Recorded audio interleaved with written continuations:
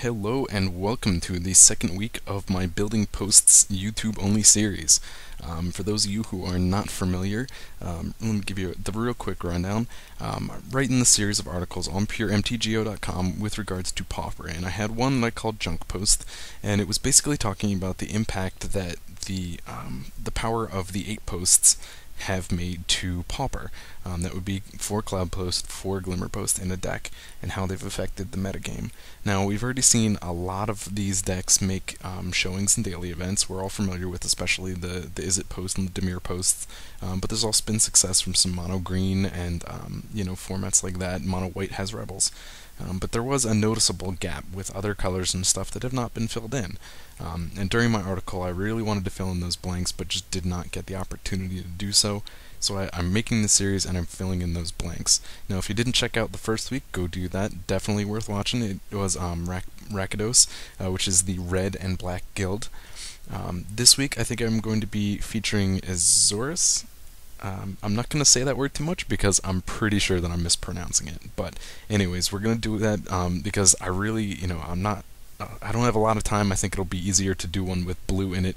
And I just wanted to make sure I get at least one of these out to you guys so you don't think that I've forgotten about this, because I definitely have not.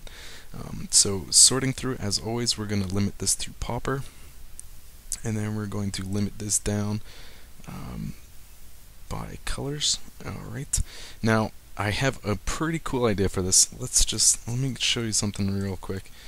Dignitary. There was a comment on my other videos, and someone mentioned this. This is a card I don't have. This combination using the Stonehorn Dignitary, and hopefully you can see it over here pretty large. And this is a guy that when he comes into play, enters the battlefield, target opponent skips his or her combat phase. Now, the suggestion was this using Capsize, but you know what? This has gotten even better because we could do this with the Mnemonic Wall, which allows us to return a card from the graveyard, and there's a lot of abusive things that I've seen recently that we can do with that and Ghostly Flicker, and that's something I'll probably be talking about in an article later just because it's so great. So what you can do is use Ghostly Flicker to basically blink both the Dignitary and the wall, and just get that in a loop because the wall will return the flicker to your hand, and for 3 mana every turn you can keep your opponent from attacking. So that's pretty cool. But I had another really cool idea that I was already working on before this was suggested. And let's see if you can see what I'm talking about. Bam, level up. Now this is a pretty interesting, I'm going to go as far as actually saying awful mechanic that was introduced to us by Wizards during Zendikar block. And the point was you had these creatures and you pay a level up amount of mana and they get counters, and as the counters go up they reach different quote-unquote levels, and at certain levels they change into stronger creatures. Now, I don't know how I decided this would work, but I realized that in Pauper we do have a whole bunch of junk levelers. And I figured what better way to, level these guys up. You look at this one, level 2, and it's awful.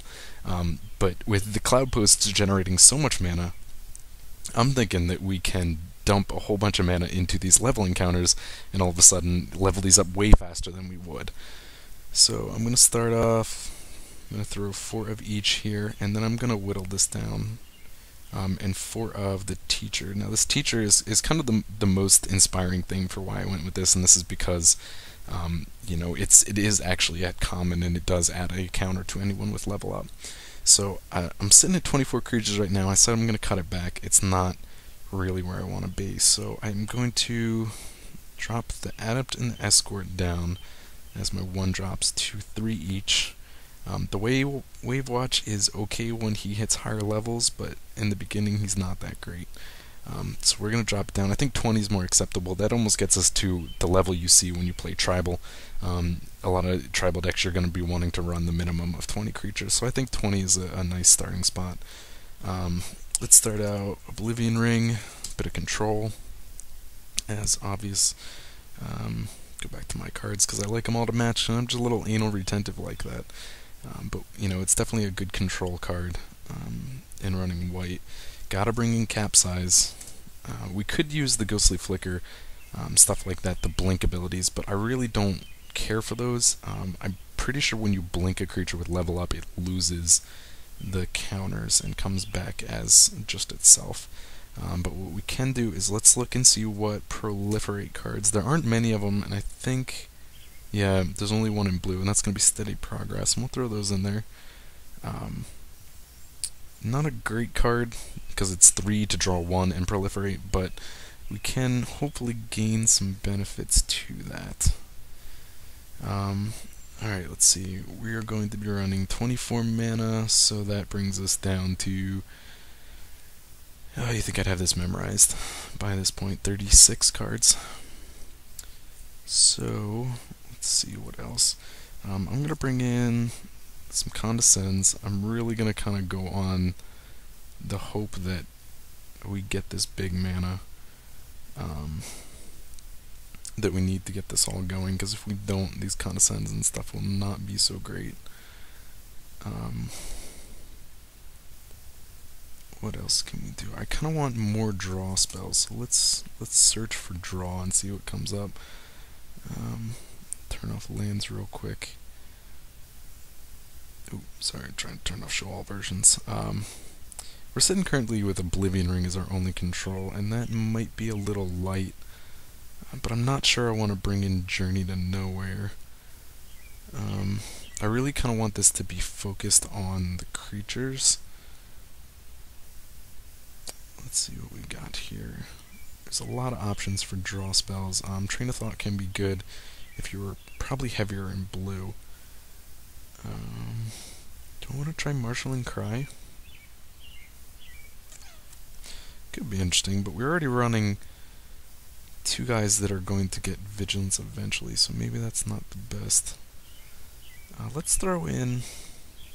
I know I used Whiplash Trap when I went to the Simic, and that worked pretty well for extra control, but I wonder if Into the Royal might...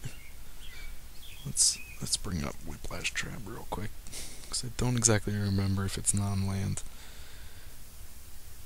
It's creature specific. So I'm going to go to enter. Oh man, I'm going to use Into the Royal as a bit of extra control, a bit of extra card draw.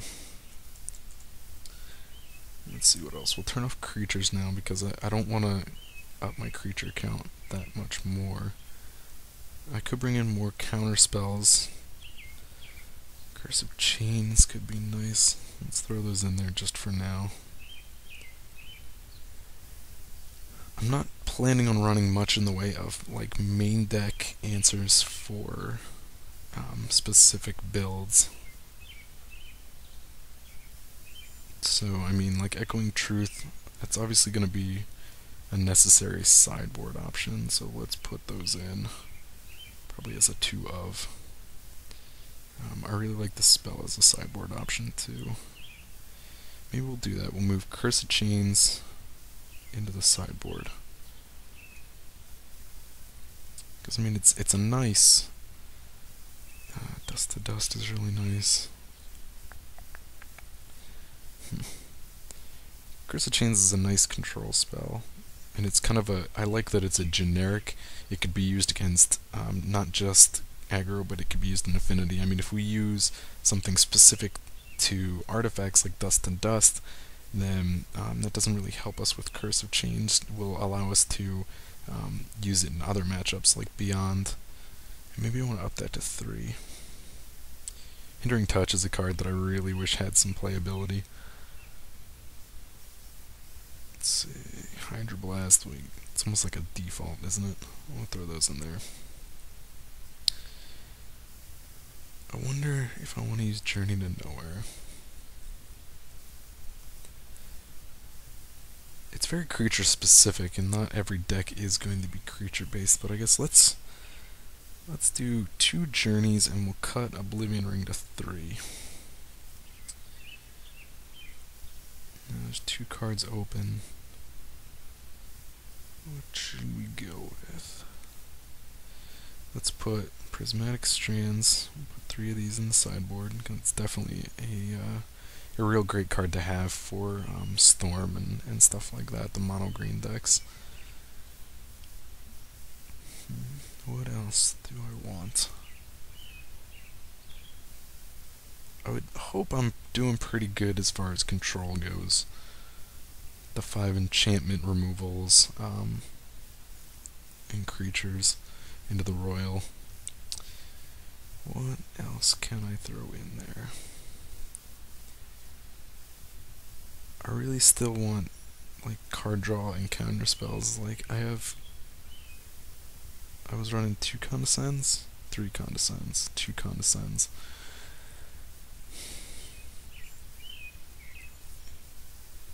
Two cards to go.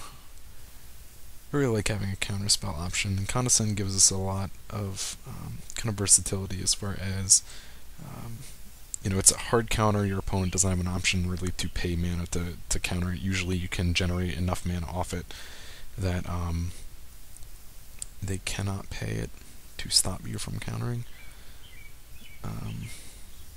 Prohibit's another one I like.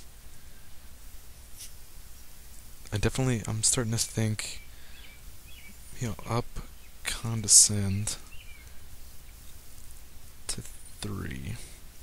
I really like, that's something even if they counter it in response, you can still use the Scry ability off it. Which would leave me room for one more, and I definitely think that I want to go with 24 lands. So maybe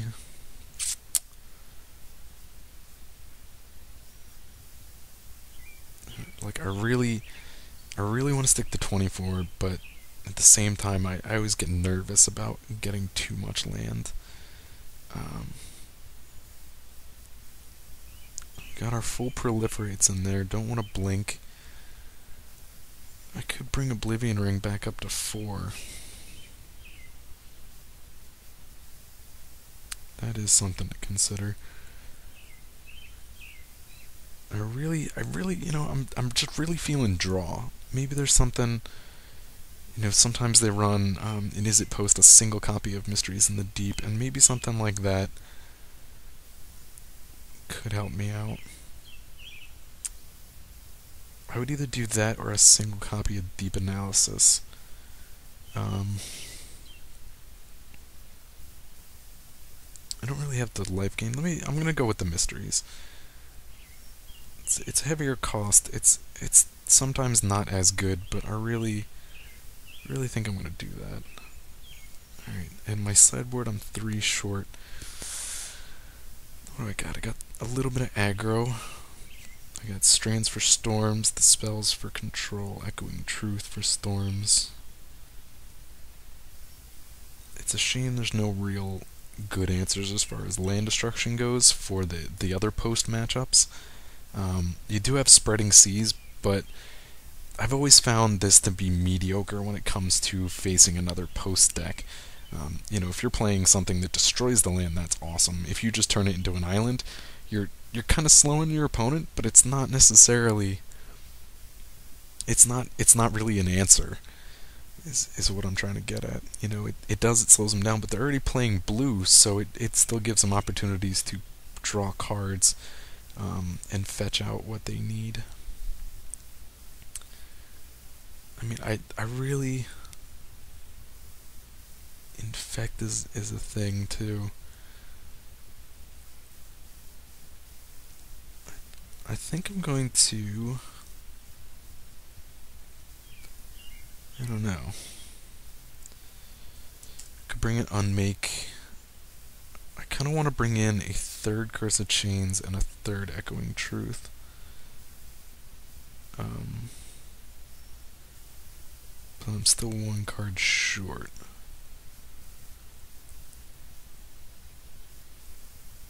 Third Echoing Truth, it gives us some nice options as far as, control for not just the Storm matchup, but, there's not a lot of great control spells in blue. White has some, but they're a little higher cost. I could put arrows in for aggro, but I think I like Curse of Chains better. I think I'm definitely going to up Curse of Chains to 3. At the very least here. Alright, so let's go back. What else do I want? I really don't want to bring anything artifact specific like a null or steel sabotage, because I feel like we've got some options here against it. Is Curse of Chains enough? If we use Curse of Chains and Echoing Truth, I would think that was enough to control, keep them under wraps. As far as their aggressive starts go. Let's see. Holy Light is a nice choice.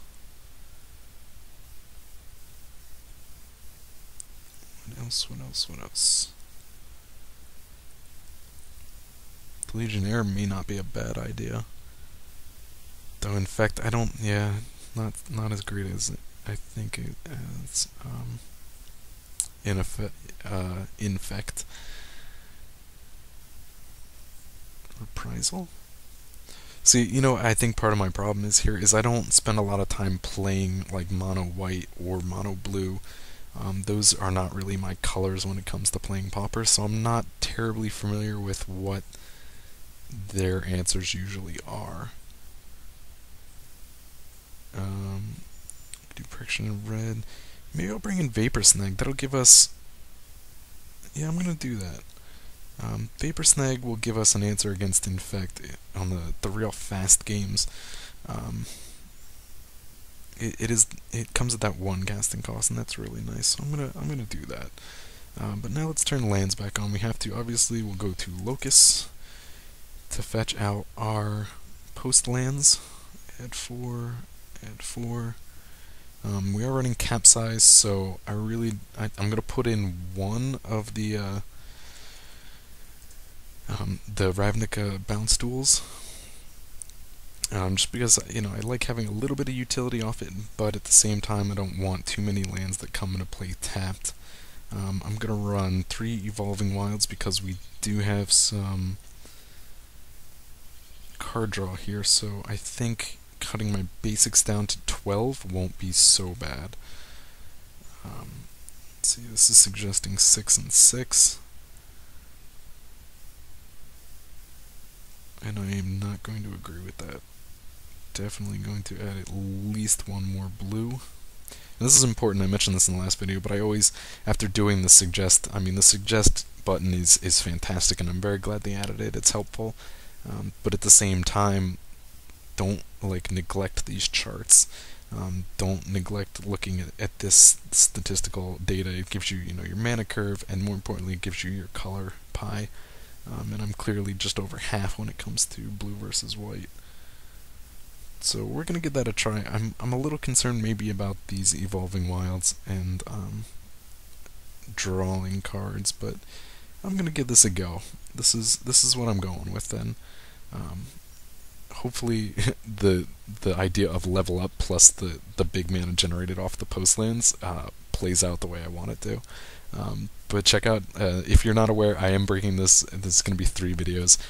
Check out the other 2. This is the first one. The next one will be the games. I tried to live cast those last time, and it just did not work. My computer freaked out at trying to record something so long, so I'm going to put up the replays all in one video, and then I'm going to sum it all up in the end and just see what changes I might make, what worked and what didn't.